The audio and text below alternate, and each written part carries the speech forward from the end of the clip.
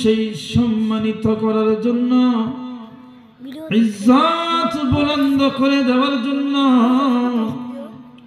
আল্লাহ রাব্বুল আলামিন আল্লাহ তাআলার বান্দা বান্দিকে ইলম দান করেন।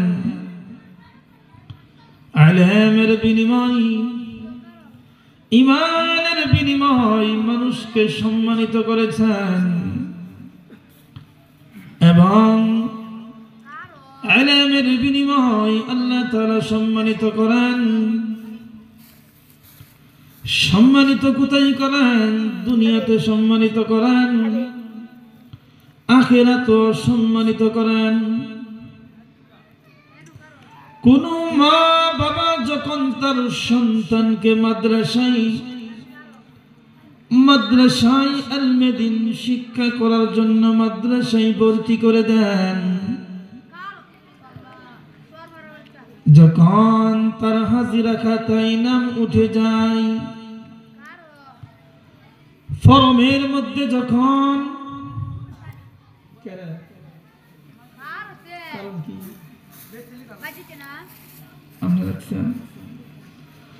ফরমের মধ্যে যখন নাম উঠে যায়,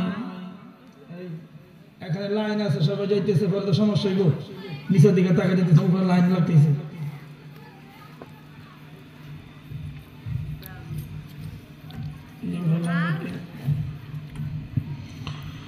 মাদ্রাসায় যখন ভর্তি করে দেয়,